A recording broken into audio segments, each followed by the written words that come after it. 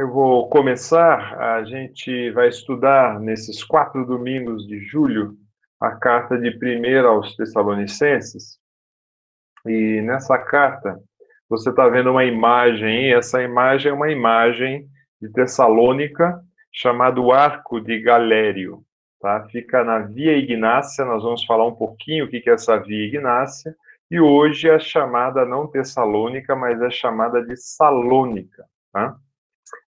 Nós vamos também passar um pouquinho todas essas apresentações e nessa abertura nós vamos entender que nos tempos modernos a gente tem vários meios de comunicação. O tempo moderno mais antigo, vamos assim dizer, você tinha telegramas, né, telégrafos, depois passamos para o e-mail, MSN, Twitter, WhatsApp, agora a gente tem essas comunicações. Mas na época do apóstolo Paulo, e nós estamos falando aí por volta do ano 49, 50, até 52, nós não tínhamos nenhum desses recursos tecnológicos, e então o que se mandava normalmente, o que se enviava, eram cartas, né, ou epístolas, né, tanto faz carta ou epístolas, né. Assim, em Atos 15, nós vamos ler depois o Atos 17, mas Atos 15, de 36 até 17, 34, quando Paulo começa sua segunda viagem missionária com Silas, ele passa por aquela região, e é possivelmente a data e época que essa carta foi escrita. E no ano 49, no ano 50, já da nossa era, nasce a igreja em Filipos, Tessalônicas e algumas outras igrejas, tá? Tudo isso a gente vê relatado em Atos 16, de verso 9 até 17, 9. Tá? Paulo também passa em Coríntios por volta de 18 meses, e ao passar ali em Coríntios por 18 meses, aí está em Atos 18, até também o relato de 1 Coríntios, capítulo 2, isso é no ano 50 até 52. Então, a data provável da escritura dessa carta é por volta do ano 50 de 1 Tessalonicenses e a segunda Tessalonicenses de 50 a 51, tá? A origem dela, nós vamos ver nesse próximo slide. Eu quero só dizer dessa segunda viagem, talvez você está vendo na tela aí, se você segue pelo item 1, ele sai de Antioquia, vai para Tarsus, Derbe, Listra, depois ele roda um pouco mais, Troas, Filipe, ou o que a gente chama de carta aos Filipenses, né? E aí Tessalônica, que ficava na região da Macedônia, né? Que hoje seria a Grécia, tá? Como a gente conhece. Então é nesse momento que Paulo, e depois ele retorna nessa viagem, é nesse momento que ele escreve essa carta, tá? Também a gente pode notar que em Atos 17, verso 1 diz assim: tendo passado por Antípofes e Apolônia, chegaram a Tessalônica, onde havia uma sinagoga de judeus. Paulo, segundo o seu costume, foi procurá-los e por 3 sábados arrazoou com eles acerca das Escrituras, expondo e demonstrando ter sido necessário que o Cristo padecesse e ressurgisse dentre os mortos. E esse dizia a ele: é o Cristo, Jesus, que vos anuncio. Alguns deles foram persuadidos e unidos a Paulo e Silas, bem como numerosa multidão de gregos piedosos e muitas distintas mulheres. Os judeus, porém, movidos de igreja, trazendo consigo alguns homens maus dentre a malandragem, ajuntaram a turba, alvoroçaram a cidade, assaltaram a casa de Jason, e ao assaltar a casa de Jason, deixa eu continuar aqui. A cidade procuraram trazê-los para o meio do povo. Queria dar, de certa forma, um fim a Paulo. Então, aqui nós temos, de certa forma, a origem, né, da onde Paulo passa da viagem missionária. Agora, Paulo usava sempre uma estratégia. A estratégia que ele usava, ele ia para uma sinagoga. Sinagoga era uma reunião de judeus que se encontravam. As sinagogas elas foram criadas no período, quando a gente tem nas escrituras, nós temos o período do exílio, e depois a gente tem aquele período que o povo ficou cativo, foi para o exílio, e aí depois nós temos um período aí quase de 400 anos de silêncio profético, e nesse período entre o final do Velho Testamento e o começo do Novo Testamento, como o judeu se espalhou para todo canto, eles resolveram se reunir. E quando eles se reuniram, eles montaram o que é chamado sinagoga com alguns objetivos. O objetivo da sinagoga era a leitura da Torá, a leitura das Escrituras. Além disso, manter a tradição judaica com os costumes religiosos, costumes alimentares, costumes da língua também. Então, eles montavam sinagogas, que eram reuniões ou pequenos locais onde se reuniam. Então, quando chega o ambiente do Novo Testamento, já havia essas sinagogas. E já tinha essas sinagogas, e aí o que acontecia? As pessoas, os judeus, se juntavam ali, e quem era judeu, como Paulo era, ele visitava como uma estratégia de evangelismo. Tá? Ele entrava nessas sinagogas, e por ele ser judeu, ele tinha direito de pregar. Mas só que ele pregava um pouco diferente. Ele falava que já o Messias, o Salvador, o Cristo, já tinha chegado. E aí ele apresentava o Messias. Então ele tinha essa estratégia. E essa estratégia que ele usa, a gente pode olhar, e ele trabalhava com essas questões. E eu quero só voltar um pouquinho na questão aqui do que Paulo estava ensinando para eles. Eles arrazoava, ou eles, na realidade, insistia com esses homens. Ele ponderava com esses homens. Era uma conversa, uma discussão um pouco mais acalorada sobre quem era Jesus. E é interessante que ele foi um sábado, passou mais uma semana, foi o outro sábado, passou mais uma semana, foi um outro sábado, e só depois que aí os judeus falaram, chega, esse homem está causando muita confusão, né? Então, Paulo tinha um domínio das Escrituras e ele pôde anunciar as Escrituras para esse povo. É interessante a gente notar a facilidade também que ocorria no Império Romano, e aqui você tem esse slide que eu estou passando, essa linha vermelha que você vê correndo por toda a Ásia Menor, ela começa em Bizâncio e ela atravessa até a Polônia e depois ela entra na pontinha da bota aqui na Itália. Era chamada da Via Ignácia. A Via Ignácia, ela passava por Tessalônica, por várias cidades. O que isso era importante para o Império Romano? A grande importância para o Império Romano era a comunicação que eles podiam ter. E se você olhar na imagem ao lado, você vai ver como essas estradas, vamos dizer assim, eram construídas. Era um cascalho no fundo, ela era bem funda, ela tinha um cascalho menor e por cima ela era esse, vamos dizer assim, que seria no nosso linguajar o paralelepípedo, tá? Lógico, eles não tinham ainda a tecnologia do asfalto, mas essas estradas atravessavam o império todinho. Você depois tem a Vila Ápia, que começa na pontinha da bota aqui, como você vê na Itália, e ela continua até Roma. Por isso que tinha aquela expressão que todos os caminhos levam a Roma, porque, de fato, o Império Romano facilitou também para a chegada do Evangelho as estradas que eles tinham. O sistema de estrada era fantástico.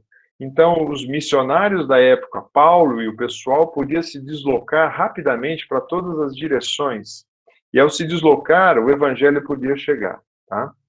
Como eu disse para vocês, a data possível foi do ano 49 até 50, que essa carta foi escrita. A autoria, nós não temos dúvida. Tá? Nós não temos dúvidas que a autoria dessa carta é de Paulo, tá? E ela também é endereçada por outros, né? Aqui você tem imagens da Tessalônica ou da Salônica moderna, tá? Você tem algumas imagens aqui que você pega no Google mesmo, né? Então é um local muito bonito, se você pensar. Então dá um local bacana para passeio, né? Hoje é uma cidade moderna, e aquele arco que está ali naquele PPT de transferência, é esse arco aqui com a devida iluminação, né? Então aqui são escavações também, você vê no canto de baixo, e essas escavações, possivelmente, são escavações que seriam uma sinagoga.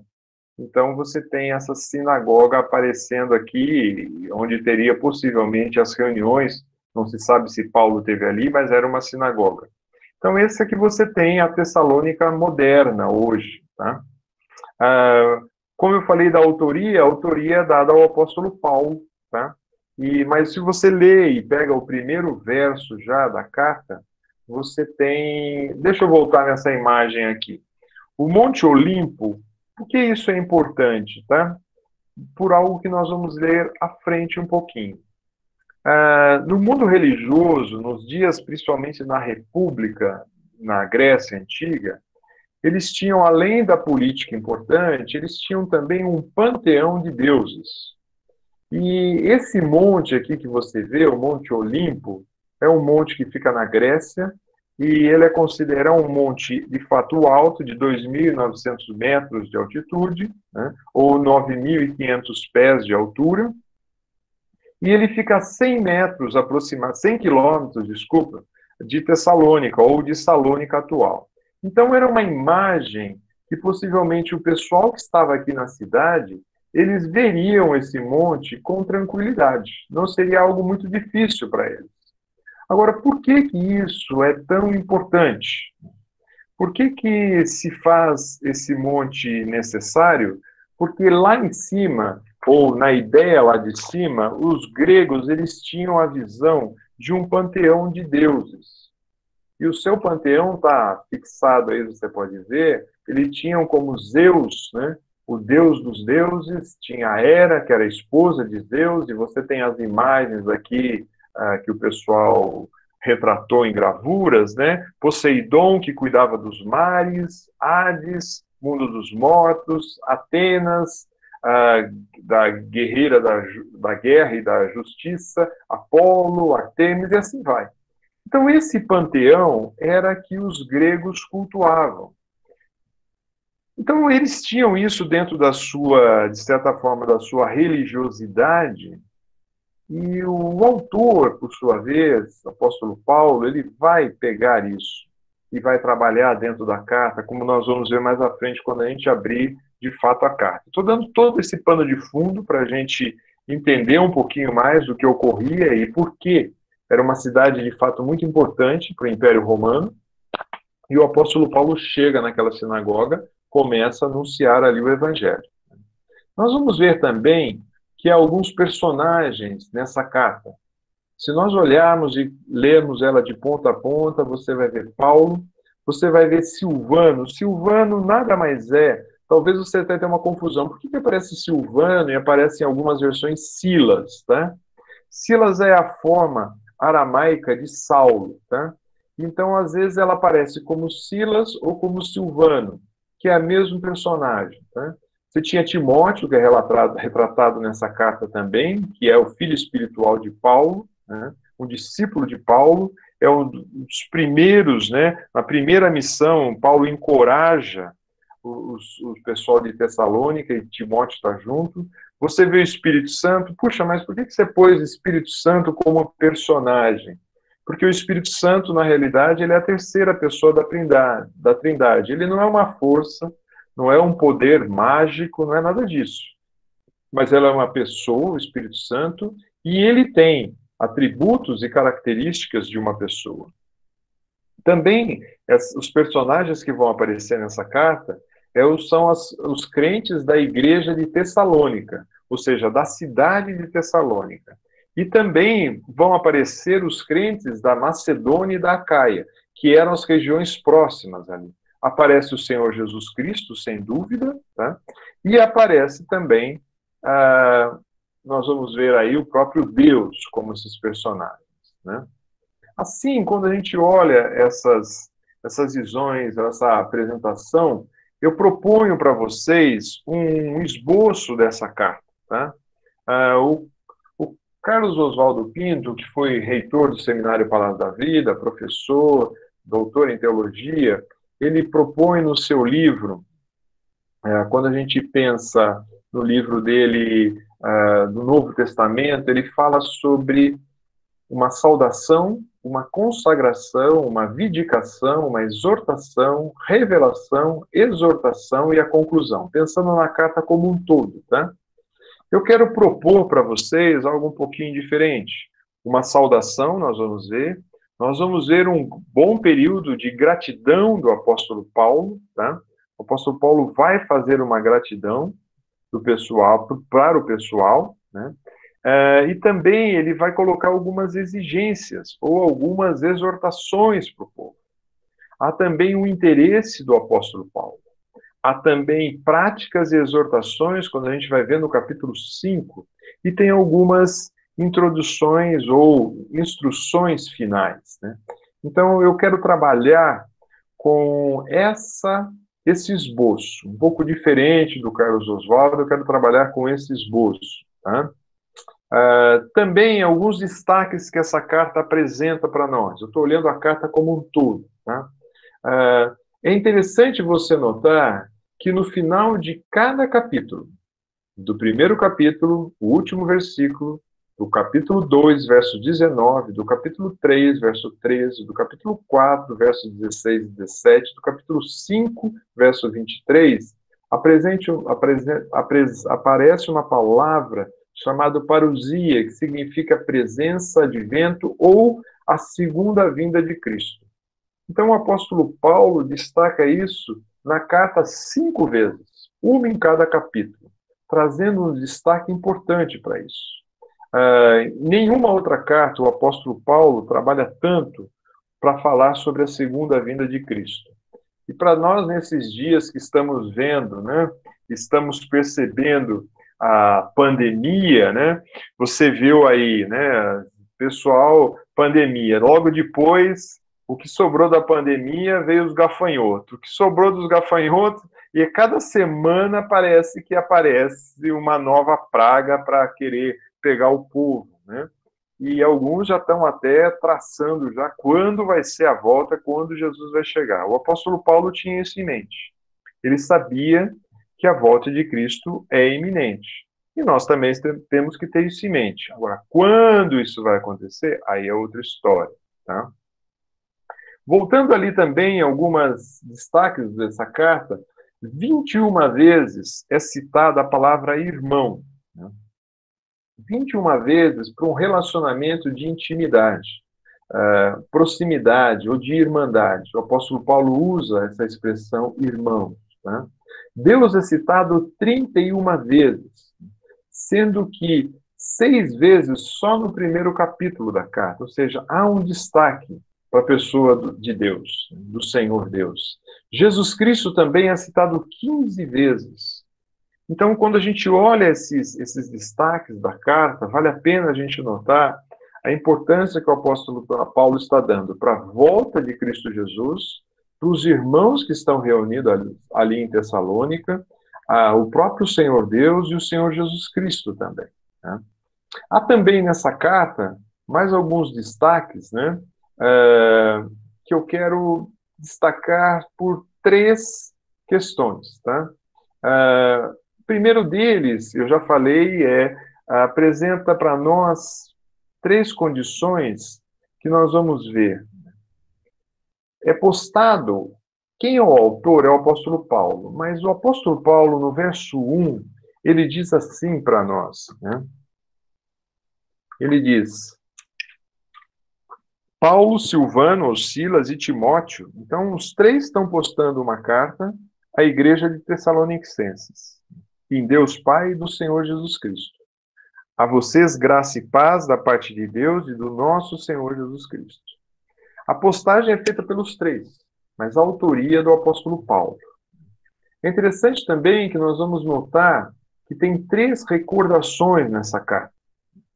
E essas recordações, ele vai dizer que o trabalho da fé, ele vai dizer, o esforço do amor e a firmeza da esperança. Então, nesses dias em que nós muitas vezes estamos um pouco desesperançosos do que pode acontecer, ele fala da ideia da firmeza da fé. Ele fala de uma fé da esperança, desculpa, né? Ele fala do trabalho da fé, e esse trabalho da fé é um misto em que você precisa fazer algo também. Fé não é simplesmente o sentar e e ter um pensamento positivo. Há também um esforço, uma abnegação. Quando ele fala do esforço do amor, ele fala de se abnegar para alguma coisa. Algumas traduções vai trazer a operosidade da fé, ou o trabalho da fé. Então, quando a gente pensa nisso, a gente pode imaginar que Tiago já estava retratando isso em Tiago 2, de 15 a 18, falando que fé sem obras é inoperante. Ou seja, não é que vamos jogar fora a fé, o confiar e só ter o trabalho e o esforço. Não. É um conjunto. É fé em ação. Não é algo só para a gente imaginar, mas é algo para ser praticado. E envolve mais do que simplesmente só um esforço próprio ou só um pensamento, como alguns pensam que fé é um pensamento quase positivo. Não, não é nada disso. A ideia que ele diz aqui é algo que envolve todo o nosso ser. Eu trabalho, eu me esforço para me aplicar mais na confiança do Senhor. E aí tem um esforço do amor. De fato, o amor apresentado aqui é o ágape, que é um amor sacrificial. É um amor de se dar. É um amor de se entregar. E ele vai falar da firmeza da esperança. Então, o apóstolo Paulo gosta de trabalhar com essa tríade de fé, amor e esperança. Por várias das suas cartas, ele trabalha com essa ideia. Precisamos ter a fé, a confiança ou a certeza, precisamos ter o amor, algo que nós damos, e a esperança, em algo que vai vir ainda. E por isso ele coloca nessa firmeza da esperança, por várias vezes, o que vai acontecer mais à frente ainda, né? E coisas que vão acontecer mais à frente. Deixa eu interromper aqui e perguntar para vocês. Tem alguma pergunta, algo que você queira falar até aqui? Não, vou continuar.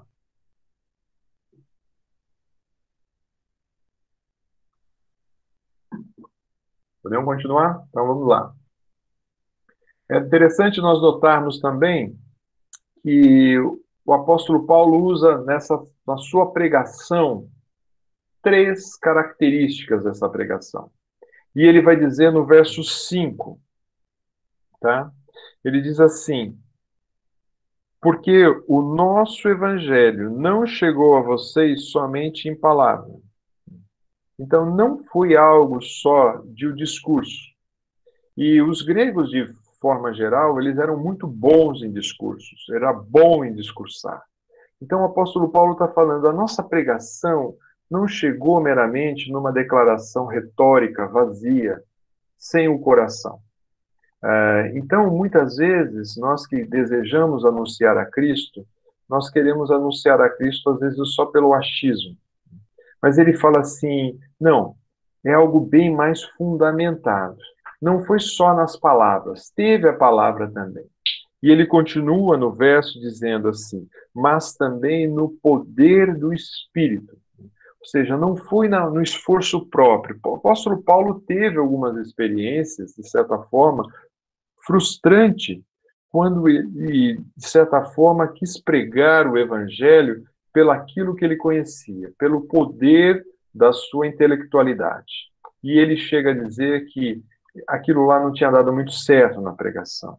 Mas aqui ele vai dizer que no poder, ou no dínamos, ou no poder do Espírito Santo, né? Então é muito interessante a gente notar que ele usa palavras, poder do Espírito Santo, e se a gente olha em 1 Coríntios, capítulo 2, verso 4, o apóstolo Paulo diz assim, A minha palavra e a minha pregação não consistiam em linguagem persuasiva de sabedoria, mas em demonstração de espírito e de poder. Isso ele alerta também aos coríntios sobre o que ele estava falando. Mas ele fala também em plena convicção, ou numa convicção total. Ou seja, ele tinha confiança ou segurança naquilo que ele estava anunciando. E aí cabe algumas considerações para nós, né? Será que nós temos convicção do evangelho que nós anunciamos? Nós temos convicção da verdade que há em Cristo Jesus? Será que nós acreditamos de fato no poder transformador do evangelho? Será que nós cremos que ele é capaz de mudar as pessoas? Ou a gente está, infelizmente, quando a gente olha alguns episódios na própria Europa e alguns cantões dos Estados Unidos, já estão vivendo uma época quase do pós-cristianismo.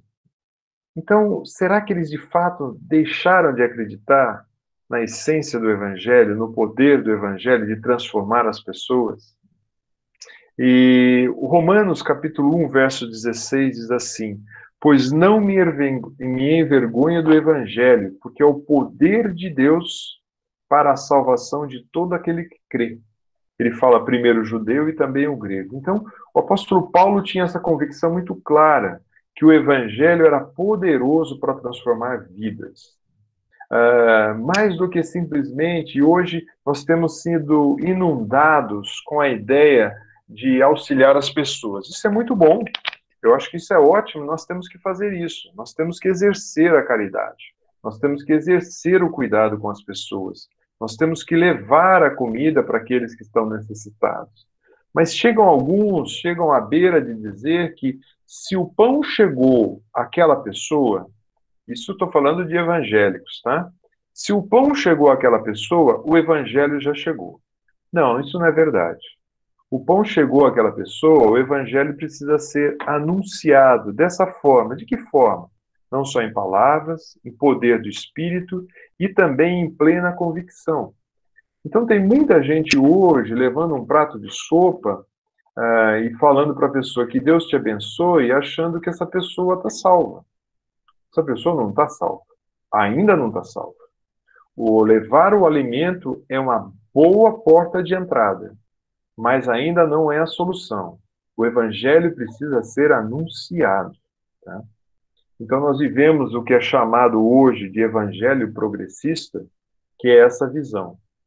Se chegou o pão, chegou as boas novas. Não, não é assim. O Senhor Jesus, ele levou o pão? Levou. Ele curou pessoas? Curou. Mas ele não deixou nenhum momento de anunciar as boas novas, de falar da salvação da alma, falar da salvação que para você nessa terra, de fato, vai morrer um dia, mas você vai desfrutar da eternidade. Tá? Alguma reação com isso daí? Por um outro lado também, tem que tomar cuidado, né? Você não pode simplesmente também negligenciar aqueles que estão sofrendo ao seu lado. Paulão, pode falar. Jesus fala lá em Mateus 4:4, né? Nem só de pão o homem viverá, né? Mas de toda palavra que procede da boca do Senhor. Né? Então, um equilíbrio é muito saudável. Um equilíbrio é muito saudável. Não vou também só levar a Bíblia e não levar o pão para o necessitado. Preciso levar. Porque o Tiago vai dizer que fé sem obras é morta. Eu preciso ter obras. Mas também eu não preciso só ter as obras, porque a obra não vai resolver muita coisa. Tá? Eu quero voltar só no capítulo, no verso 2 e 3, que eu não mencionei, que o apóstolo Paulo fala com muita propriedade, ele diz assim: sempre damos graças a Deus por todos vocês, mencionando em nossas orações. Há sempre um cuidado do apóstolo Paulo em lembrar daquelas pessoas, em orar por aquelas pessoas e mencioná-los na oração. Então, isso é algo maravilhoso. Né? O apóstolo Paulo lembrava daqueles homens e orava em favor daqueles homens. Né? E ele não deixava passar desapercebido isso. Continuando um pouco mais, nós vamos ver o verso 6, 7, 8. Nós vamos ter algumas verdades ali também, que vai dizer de 3 realizações. Diz assim o trecho, verso 6.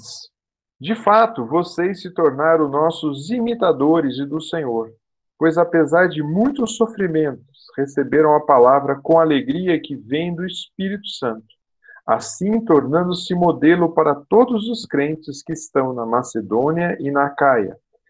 Porque, partindo de vocês, propagou-se a mensagem do Senhor na Macedônia e na Acaia. Não somente isso, mas também, por toda parte, tornou-se conhecida a fé que vocês têm em Deus. O resultado é para que não tenhamos necessidade de dizer mais nada sobre isso. Há uma palavra aqui importante que o apóstolo Paulo fala, que tornaram-se imitadores. Mas que coisa difícil, né? Aquele pessoal lá, eles se tornaram imitadores do apóstolo Paulo, de Timóteo e de Silas. Mas esses homens não eram pecadores? Sim, eles eram pecadores.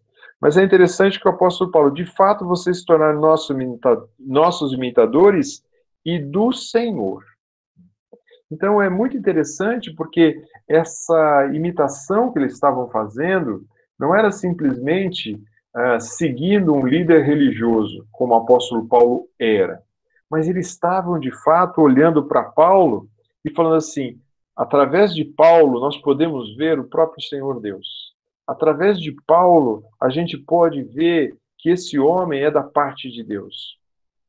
Assim, quando a gente nota isso, uma das características desses imitadores, né, ele vai dizer assim, tornando os nossos imitadores, apesar de muito sofrimento, um imitador do Senhor Jesus, ou um seguidor do Senhor Jesus, tem sofrimento.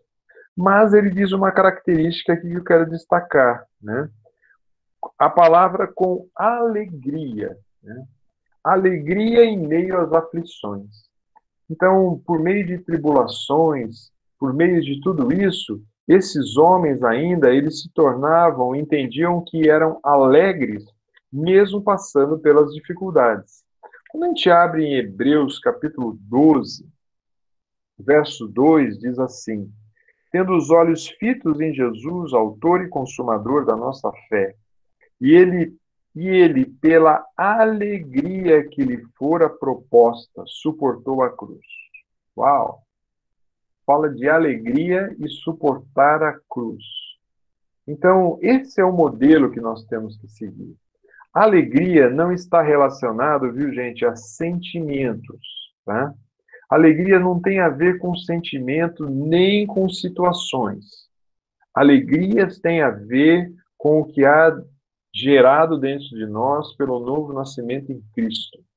Isso sim é que podemos dizer que é alegria.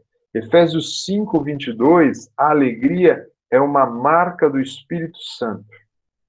É uma das características daquele que é habitado pelo Espírito Santo é a alegria. Não importa as circunstâncias.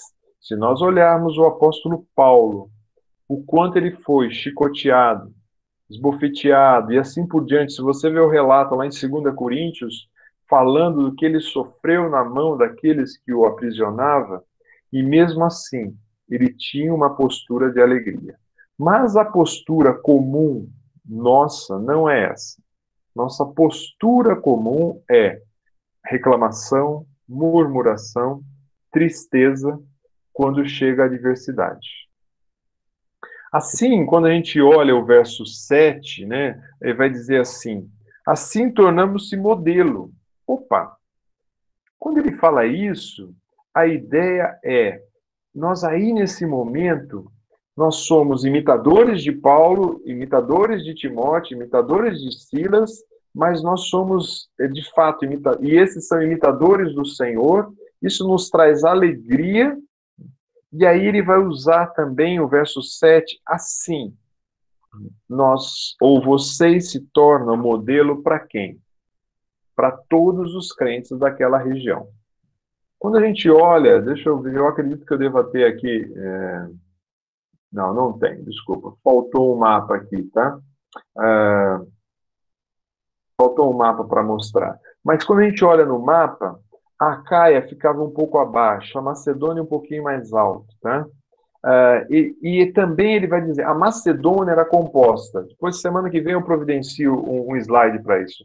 A Macedônia era composta de Neápolis, Filipo, Antípolis, Apolônia, Tessalônica e Bereia. A Caia era composta de Atenas e Corinto. Então ele está dizendo que vocês se tornaram modelo para todos os crentes da Macedônia e da Acaia, ou seja, para esse grupo de irmãos, vocês se tornaram modelo. As pessoas olhavam e viam que havia alegria, eles se tornavam imitadores, alegres, e ainda ele vai dizer na continuação, ele diz, modelo, porque partiram de vocês, propagou a mensagem do Senhor na Macedônia, não somente também por toda a parte conhecida a fé que vocês têm em Deus. Então, a fé passou a ser conhecida por outros, por característica daqueles que estavam ali. Então, por toda parte foi propagada essa verdade naquela região como um todo. E as pessoas olhavam e questionavam por que esses crentes dessa região têm um motivo ou têm um estilo de vida diferente. Então, por toda parte é propagada, torna-se conhecida a fé. Então, nós temos que fazer diferença com o nosso modelo de cristianismo. Nós não podemos ser imitadores de homens, nós precisamos ser imitadores do Senhor. Nós temos que seguir modelos, ou tornar modelos ou exemplo para aqueles que estão olhando, e temos que tornar a nossa fé conhecida, porque as pessoas vão olhar, e aqui entenda a fé como o conjunto daquilo que você acredita, ou seja, na obra salvadora e redentora do Senhor Jesus Cristo. Isso é conhecido, ele vai dizer assim, em toda a parte. Ele vai dizer, tornou conhecida a fé que vocês têm em Deus, e o resultado é para que não tenham necessidade mais de dizer nada sobre isso, ou seja, o apóstolo Paulo chega a dizer para eles que, olha, sobre isso eu nem quero falar, porque vocês se tornaram tão exemplares dos outros modelos de cristão que eu não tenho muito o que argumentar. Já está argumentado o que tinha que argumentar. Alguma pergunta até aí? Nenhuma? Continuamos mais um pouquinho, então. O motivo de gratidão. Lembra que eu comentei com vocês, e ele vai dizer, pois eles mesmos relataram a maneira que vocês o receberam e como se voltaram para Deus, deixando os ídolos. Lembra que eu comentei para vocês aquele panteão de ídolos ou de deuses que os gregos seguiam? Então eles tinham a ideia de seguir aqueles deuses, porque aqueles deuses, de um modo ou de outro, são considerados deuses funcionais. Então eu tenho um Deus para a chuva, eu tenho um Deus para o sol, eu tenho um Deus para a guerra, eu tenho um Deus que vai me ajudar nas batalhas. Então eles tinham um panteão para cada departamento da vida dele. Então serão deuses funcionais e os gregos tinham isso. Os romanos também. O judeu, por sua vez, quando Deus convoca e fala assim, vocês terão um único Deus diante de mim. Eu sou o único Deus. Então o judeu era o único que carregava a ideia de um único Deus, e não esse panteão de deuses. Quando a gente olha em Efésios, capítulo 4, no verso 20, vai dizer assim, todavia, Efésios 4, 20, todavia não foi isso que vocês aprenderam de Cristo, de fato, vocês ouviram falar dele e nele foram ensinados de acordo com a verdade que está em Jesus. Quanto à antiga maneira de viver, vocês foram ensinados a despir-se do velho homem e se corromper por desejos enganosos, e serem renovados no modo de pensar, e a revestir-se do novo homem, criado para ser semelhante a Deus em justiça e em santidade, proveniente da verdade. É interessante porque esse é o processo de despir-se de um Deus, ou de despir-se de algo que é inadequado e revestir-se de algo novo, ou vestir-se de algo novo. Então ele vai dizer, você tem que largar, vocês largaram essa maneira de viver, Paulo falando aqui para a turma de Éfeso, mas é bem aplicado à turma de Tessalônica. Vocês deixaram os ídolos, né? Vocês pararam de seguir a fim de servir o Deus vivo e verdadeiro. Então, essas duas palavras são bem importantes, porque Deus vivo e verdadeiro é bem diferente de falsos ídolos. A gente muitas vezes pode criticar esses grupos por eles seguirem a deuses ou o panteão de deuses aí grego, mas a questão é que muitas vezes os piores ídolos que tem é o ídolo que está relatado em Ezequiel, capítulo 14. Ezequiel retrata ali um ídolo que esse sim, esse é terrível. Ezequiel 14 vai dizer assim, no verso 3, 4 e 5. Filho do homem, esses homens erguem ídolos em seus corações e puseram tropeços ímpios diante de si. Devo deixar que me consulte? Ora, diga-lhe, assim diz o soberano, o Senhor, quando qualquer israelita erguer ídolos em seu coração e puser um tropeço ímpio diante do seu rosto, e depois for consultar um profeta, eu, Senhor, eu mesmo, responderei a ele conforme a sua idolatria. Isso farei para reconquistar o coração da nação de Israel, que me abandonou em troca dos seus ídolos. Israel foi atrás de ídolos, não ídolos estátuas, não ídolos imagens. Israel foi atrás de ídolos no coração. Ídolos no coração nós levantamos, infelizmente, todos os dias. Quando muitas vezes a gente coloca ídolos num governante, a gente coloca ídolos no sistema financeiro, nós colocamos ídolos no marido, na esposa, nos filhos, no trabalho, no salário que você tem, na conta bancária que você tem. Você pode criar ídolos de tudo que é jeito. Na confiança de que dias melhores virão, ou só por confiança, isso são ídolos. Então, esses são os piores ídolos, porque os ídolos que são uma estátua, você tira e joga fora, né? Agora, os ídolos colocados no coração, esse dá mais trabalho. Por isso, a gente precisa voltar naquele texto de Efésios, que vai dizer para nós, né, que a gente precisa despir-se do velho homem. E até ali o apóstolo Paulo dá de certa forma, uma receita de como despir-se desse velho homem. Ele vai dizendo, portanto, cada um de vocês deve abandonar a mentira. Por exemplo, a mentira pode ser um ídolo e falar a verdade com o seu próximo. Quando vocês irarem, não pequem, ou seja, não fique irado.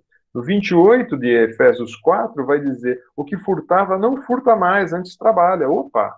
Então tinha aquele que roubava, e o seu ídolo talvez era sustentar o seu conforto, o seu prazer, a ter coisas. O apóstolo Paulo estava falando assim, né? O que você vai fazer? Você vai trabalhar e, além de trabalhar, você vai atender o necessitado. Verso 29 de Efésios 4, nenhuma palavra podre ou torpe saia da sua boca, mas simplesmente palavra que possa edificar. Então, esses ídolos precisam sair da nossa vida. Então, esse despir-se, ele dá um pouco de trabalho, porque temos que deixar esses ídolos. Para quê? Para servir a Deus. Agora, o que é bem interessante nessa questão é que, muitas vezes, e por várias vezes, nós dividimos o altar que deve ser do Senhor com outros deuses. E Deus não quer isso. Tanto não quer, que se a gente voltar ali naquele texto de Ezequiel, é muito forte o que ele fala para o povo, próprio povo dele. Ezequiel 14, voltando ali, ele vai dizer, ora, diga assim, diz o soberano Senhor, no verso 4, quando qualquer israelita erguer ídolo em seu coração e puser tropeço ímpio diante do seu rosto, e depois for consultar um profeta, eu, o Senhor, eu mesmo responderei a ele segundo a sua idolatria. Ou seja, Deus vai fazer o papel, de certa forma, do vilão dessa história e falar assim: vocês não estavam consultando aquele ídolo? Eu vou responder segundo a sua idolatria. Então, muitas vezes tem pessoas obstinadas que pedem coisas e Deus já falou não. Nós vemos alguns exemplos disso. Balaão foi um profeta assim. Ele foi obstinado, até que Deus falou assim: vai. Né?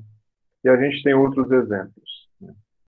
Mas ainda o texto não para, o texto que nós estamos trabalhando fala de serviram aos ídolos, deixaram os ídolos, desculpa, deixa, abandona, esquece, serve a Deus, mas também aí apresenta aquilo que nós chamamos de uma esperança futura.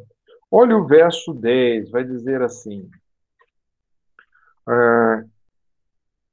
eles largaram aqueles ídolos, eles seguiram a Deus, vivo e verdadeiro, não um Deus morto, não um Deus dos antepassados, mas um Deus vivo e atual e verdadeiro que faz diferença, que atua no nosso dia a dia, diferentemente de alguns deístas que entendem que Deus criou todas as coisas, deu corda no mundo e deixou ao Deus dará, literalmente. Não é assim. O nosso Deus, ele interfere na história da humanidade e na nossa história. E ele fala: deixou Deus servir o Deus vivo e verdadeiro. E o verso 10: e esperar dos céus seus filhos, a quem ressuscitou dos mortos, Jesus, que nos livra da ira que há de vir. Aí a esperança que ele traz para nós é a segunda vinda de Cristo. É a volta de Jesus. E a palavra ira sempre significa punição. Então, o nosso Deus é um Deus que ele vai punir aqueles que estiverem em desacordo com ele, sim. Mas ele é um Deus muito bondoso. Como pode um Deus bondoso se irar? Se você abrir as Escrituras, você vai ver que o nosso Deus ele pode se irar, sim. Agora, mas então eu tenho direito a irar? Né? O grande problema da nossa ira é que a nossa ira é tendenciosa. Porque a nossa ira, muitas vezes, ela está atrelada ao nosso orgulho ferido. Eu fui ferido, eu fui magoado em alguma coisa e eu revido. Eu fico irado. Agora, a ira do Senhor é uma ira diferente. É uma ira que reage contra a maldade. E é uma ira que tem uma reação justa. As proporções dessa ira a gente já viu já acontecer em alguns episódios dentro das Escrituras, né? E ela vai acontecer também, mas é bacana a gente notar que o nosso Deus ele é extremamente paciente e tardio em se irar, como a sua palavra diz. Então, quando a gente olha de uma reação justa, se a gente olhar para João, capítulo 3, verso 36, diz assim: quem crê no Filho tem a vida eterna, mas quem rejeita o Filho não terá vida, mas a ira de Deus permanecerá sobre ele. Então, o modo de apartar a ira de Deus sobre nós é crer na salvação que há em Cristo Jesus. Romanos, capítulo 8, verso 1 a 18, diz assim... Desculpa, Romanos 1, 18 diz assim: portanto, a ira de Deus se revela dos céus contra toda a impiedade e injustiça dos homens que suprime a verdade pela injustiça. Ou seja, a ira de Deus é revelada contra toda impiedade e injustiça. Se a gente olha para Efésios, capítulo 5, verso 6, diz assim: ninguém os engane com palavras tolas, pois é por causa dessas coisas que a ira de Deus vem sobre todos os que vivem na desobediência. Colossenses 3, verso 6 diz assim: e é por causa dessas coisas que vem a ira de Deus. Que coisas? A natureza terrena, imoralidade sexual, impureza, paixões, maus desejos, idolatria. Ou seja, a ira de Deus vai chegar no momento e vai ser manifesta, não quando a gente acha que tem que chegar. Ela vai chegar no momento em que Deus entender que precisa intervir. E a ira de Deus, ela vem porque o nosso Deus é um Deus santo, puro e reto, e isso faz parte do seu caráter. Então ele não pode pecar. Então não é uma ira tendenciosa, não é uma ira pecaminosa. Tá? Muito bem. Você tem perguntas e questões até aí? Ou alguma colocação que você queira fazer sobre esse primeiro capítulo? Não? Posso seguir? Deixa eu ver aqui.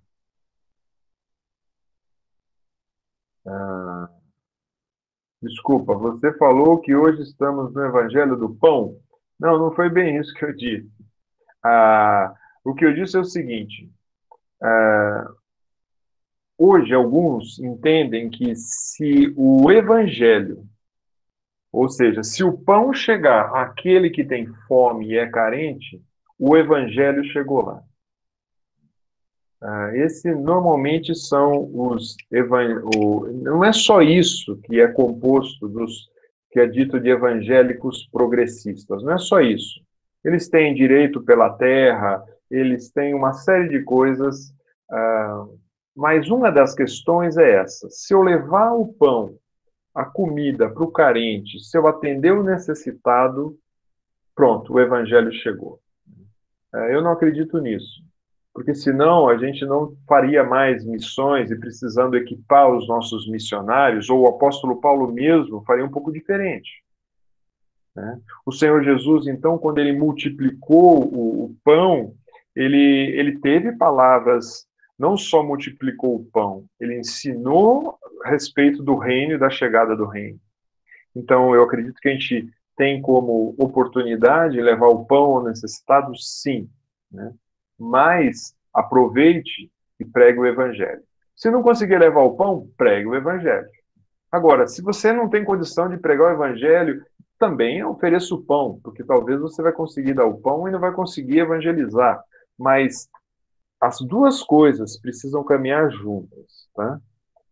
Eu preciso ter a fé, ok. E a gente precisa caminhar junto com essas coisas. Não podemos deixar desassociados. Perguntei para acho que estamos no Evangelho do Poder do Espírito, né? Eu acho que aí é outra linha que vai falar que... mas não sei se eu respondi aquela pergunta do pão lá, ou se quer falar mais. Se quer falar mais, aí pode falar. Ok. Muito bem. Alguma colocação a mais? Deixa eu caminhar mais um pouquinho. Eu acredito que eu vou entrar um pouquinho no capítulo 2, tá? E não tem importância, não, de entrar no capítulo 2. É importante que vocês estão aí atentos ainda. Capítulo 2, Paulo vai dizer, ou vai apresentar algumas exigências, tá? Para o seu ministério, né? Primeiro, ele vai apresentar qual a origem do seu ministério, né?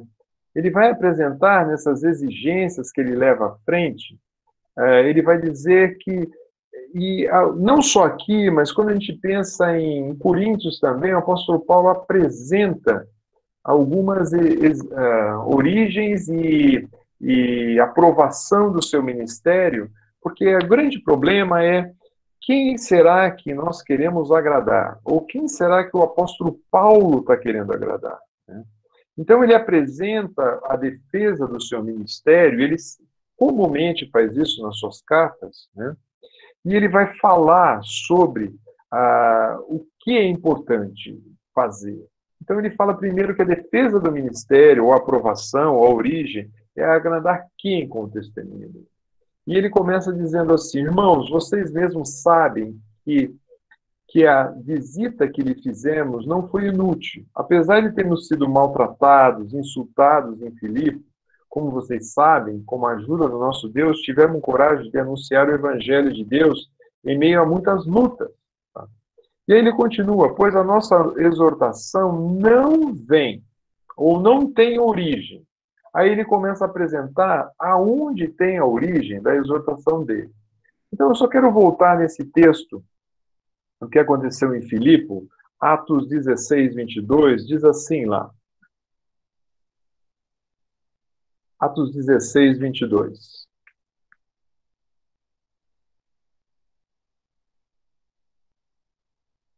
A multidão juntou-se contra Paulo e Silas. Os magistrados ordenaram que lhe tirassem as roupas e fossem açoitados. Depois de serem severamente açoitados, foram lançados na prisão. E o carcereiro recebeu instrução para vigiá-los com cuidado. Tendo recebido tal ordem, ele os lançou no cárcere interior e prendeu os pés com o tronco. Ou seja, ele está se reportando a ideia, ele faz um paralelo que ele tinha passado um pouquinho antes, porque se você vê no capítulo 16, no capítulo 17, verso 1 de Atos, ele fala assim, tendo passado, chegaram a Tessalônica, né? E começa a pregar ali. E depois ele escreve a carta, ou seja, ele está numa sequência falando do que tinha acontecido. E o grande destaque que ele vai dizer é que o verso 3 ele vai falar assim, pois a nossa exortação, ou seja, o discurso persuasivo de Paulo, ou a palestra estimulante que Paulo punha, esse é o grande destaque. Então, esse discurso que ele tinha, ele começa a dizer, não foi mediante o erro, né? Ele fala assim, nossa exortação não vem de origem no erro, nem por motivos impuros, e nem tem a intenção de enganá-los. Então, ele apresenta 3 palavras, tá? E essas 3 palavras tá aqui para você que quer treinar o grego, tá? O doulos é uma palavra bem conhecida, que é engano, que é a última, né? A catarsias, que é a palavra que significa impureza, né? Na área principalmente impureza sexual, né? E também o plano, que significa erro, ou seja, um desvio, um vaguear, né? Ele falou, olha, essa minha exortação não veio de induzir ninguém ao erro. E hoje, quando nós olhamos, muitas vezes, e você também está no seu dia a dia, você acompanha muitas vezes alguns pregadores, algumas pessoas ensinando que, cá entre nós, né, faz um desserviço à fé cristã. O que eles estão ensinando não tem nada a ver com o Evangelho do Senhor Jesus Cristo. E o Paulo diz assim, eu não preguei, a minha exortação não tem fraude. A minha exortação também não tem nada de conotação sexual. E a minha exortação a vocês não é baseada em engano, em dolo, em erro. Mas eu gosto sempre, quando tanto o apóstolo, nas escrituras a gente vê muito isso, né? O verso 4, para mim, vem, mas, ou seja, mas vem da onde essa aprovação? Vem da onde isso, né? Mas vem do quê? Da onde vem? A palavra aqui é doquimazo. A palavra doquimazo significa, ao contrário, como homens aprovados por Deus. A palavra doquimazo é uma palavra muito forte no Novo Testamento. Essa palavra era usada comumente na cultura, e o grego gostava muito, porque retratava uma pessoa que era aprovada, que era uma pessoa que poderia ser aprovada para um cargo público, que não ia ter nada que desqualificasse essa pessoa.